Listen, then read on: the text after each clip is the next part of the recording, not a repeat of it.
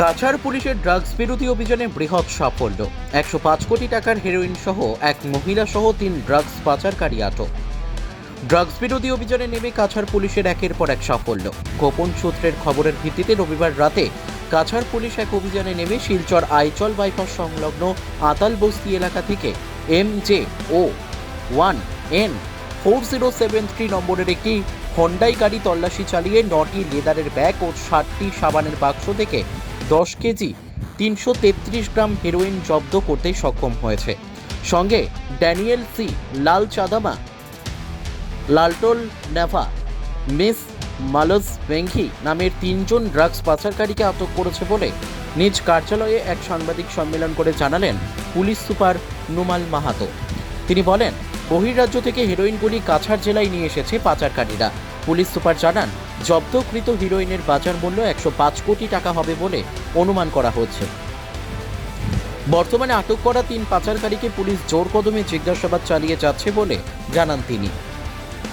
হিফজুর রহমান বড়ভূইয়ার report, Nababarta today.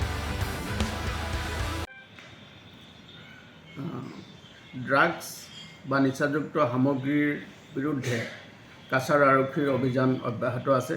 আপোনালোকে দেখিছে বিগত দিনতো আমি এই অভিযান অব্যাহত ৰাখিছোঁ আৰু অসমৰ মাননীয় মুখ্যমন্ত্ৰী ডাঙৰীয়াই অসমখনক ড্ৰাগছমুক্ত কৰাৰ যি পণ লৈছে তাক সৰুগত কৰি আমাৰ অভিযান অবিৰতভাৱে চলি আছে।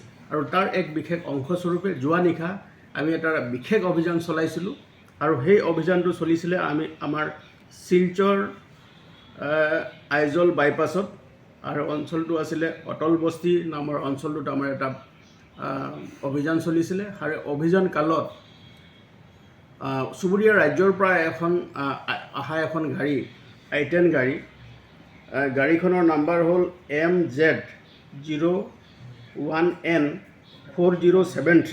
এই I-10 গাড়ীখন আমি ইণ্টাৰচেপ্ট কৰোঁ আৰু ইণ্টাৰচেপ্ট কৰাৰ পাছত যেতিয়া আমি খান তালাচী চলাওঁ, যেতিয়া আমি চাৰ্চ কৰোঁ, তাৰ পৰা বৃহৎ পৰিমাণৰ ড্ৰাগছ হিৰ'ইন আমি জব্দ কৰিবলৈ সক্ষম হৈছোঁ। আৰু সেই ড্ৰাগছৰ যি পৰিমাণ আমি পাইছোঁ তাত আমি 9টা লেডাৰ বেগ বা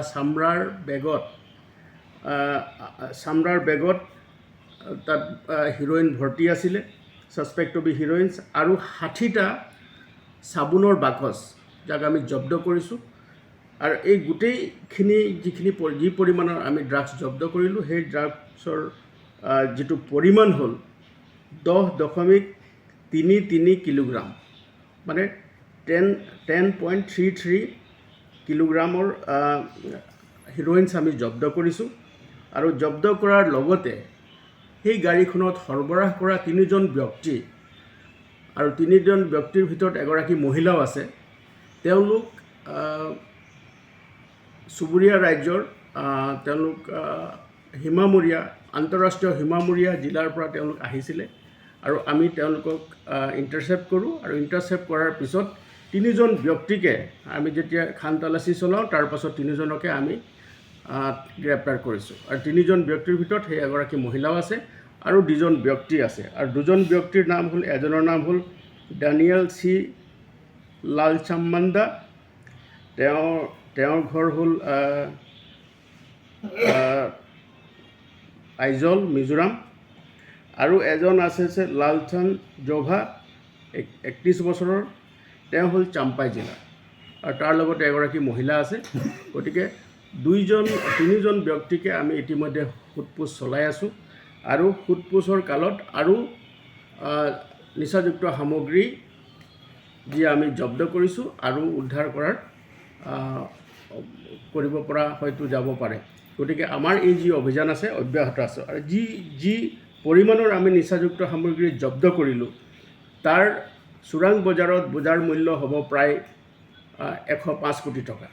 গতিকে আমি যোৱা নিশাৰ পৰা আমাৰ এই অভিযান চলি আছিলে, আৰু এতিয়াও আমি তেওঁলোকক জোৰ তদন্ত আমি অব্যাহত ৰাখিছোঁ। তেওঁলোক সোধপোছ কৰি আছোঁ, আৰু তেওঁলোকৰ ক'ৰ পৰা আহিছে, ক'লৈ যোৱাৰ যিটো পৰিকল্পনা আছিলে, বেকৱাৰ্ড লিংকেজ আৰু ফৰৱাৰ্ড লিংকেজেছ কি আছে, সেইবিলাক আমি জোৰ তদন্তৰ জৰিয়তে আমি উদ্ধাৰ কৰিবৰ কাৰণে আমি চেষ্টা কৰি আছোঁ। আৰু আমি আশা কৰিছোঁ যে শীঘ্ৰেই ইয়াৰ লগত সম্পৰ্কিত থকা আন যিসকল ব্যক্তি জড়িত হৈ আছে বা আমাৰ জিলাৰ মাজেদি এই যিটো সৰবৰাহ কৰা এটা ট্ৰেনজিট পইণ্ট হিচাপলৈ সৰবৰাহ কৰা যিটো বৃহৎ পৰিকল্পনা আছিলে আৰু আমি তাক ধৰা পেলাবলৈ সক্ষম হৈছোঁ আৰু আমাৰ এই যি অভিযান চলি আছে সি অব্যাহত থাকিব।